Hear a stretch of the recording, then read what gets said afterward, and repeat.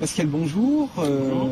Tu es intervenu aujourd'hui en tant qu'expert Microsoft sur la plateforme SQL 2008 Oui. dans le cadre de Weekday. Donc, est-ce que tu peux nous en dire un petit peu plus sur le contenu de ta session? Qu'est-ce que tu as pu aborder comme nouveauté par rapport à cette plateforme? Alors, il y avait plusieurs axes lors de ma présentation. En fait, j'ai présenté l'axe SQL Server, mais orienté développeur dans un premier temps. Ce qu'on constate, c'est qu'on a toujours fourni des outils assez puissants aux développeurs, qui leur permettaient notamment de gérer leur source code, de faire du check-in, check-out, travailler en équipe, faire des tests unitaires, ce genre de choses. Mais ça s'adressait jusqu'à présent qu'aux développeurs VB ou C# ou autres langages .NET, mais pas du tout au DBA. Donc le DBA qui doit gérer une base de données, il a un outil qui s'appelle SQL Server Management Studio, donc qui permet de créer des tables, des procédures stockées, etc. Mais il n'a pas de gestion de source code. S'il veut revenir en arrière parce qu'il a fait une erreur dans l'édition d'un code SQL quelconque, il ne peut pas revenir en arrière. S'il veut voir les changements qui ont été faits entre deux versions de procédures stockées, il ne peut pas.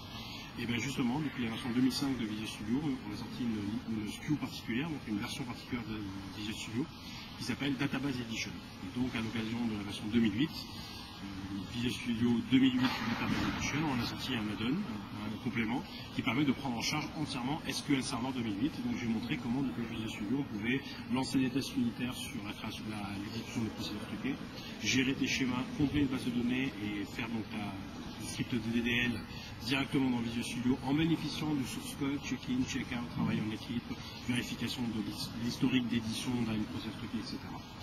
Et donc voilà, donc ça c'est la première étape. On a fini cette démonstration avec deux outils intéressants dans ce cadre-là, toujours dans Visual Studio 2008 Database Edition. C'est le fait de pouvoir comparer deux bases de données. Donc typiquement, le scénario classique, c'est j'utilise une base de données en développement, j'ai une autre base de données en staging, et puis j'ai une dernière base de données qui est la base de données de prod. À un instant T, le DBA va vouloir mettre à jour une table, ou une procédure stockée, ou une vue quelque part, et est-ce qu'on est certain que toutes les bases de données sont bien à jour et bien synchrones, et quelles sont les différences de schéma qu'il peut y avoir entre les deux, ou les 3 ou les 10.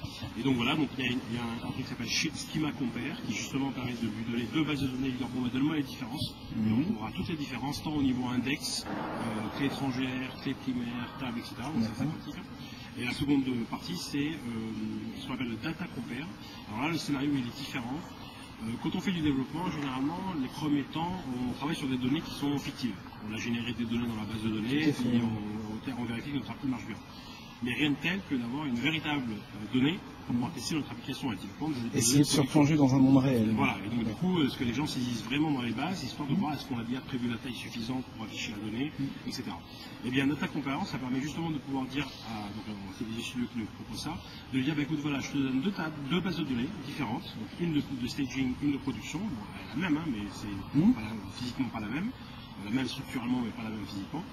Donc je te donne une base de données de staging, une base de données de production, et puis j'aimerais que tu compares le contenu de la table qui s'appelle Toto. Et si le contenu, cette fois-ci, c'est pas le schéma dont on parle, c'est bien le contenu des enchaînements est différent, ben, il est capable de me trouver les différences et éventuellement de me générer le script qui va mettre à jour les différences pour remettre tout ça d'équerre. Ce qui fait que du coup, après, ça nous permettrait par exemple de pouvoir rapatrier des données de production dans un environnement de développement pour essayer d'avoir des données réelles. Il n'y a rien de tel que d'avoir des vraies données en termes de volumétrie, en termes de pertinence pour faire ces développements. Voilà, donc ça c'était la partie Visual Studio 2008. Et puis j'ai conclu ma session en montrant 3 nouveautés du moteur SQL Server 2008, cette fois-ci, sans parler de Visual Studio. Donc la première chose que j'ai montré, c'est le file stream. En deux mots, le file stream, c'est la possibilité. Jusqu'à présent, en SQL, on avait la possibilité de gérer des fichiers sous forme de blob. Donc, typiquement, le type, c'est var, binary, max, au niveau de la taille qu'on souhaite. L'inconvénient de cette approche-là, c'est que c'est le moteur qui doit stocker le blob et le renvoyer au client.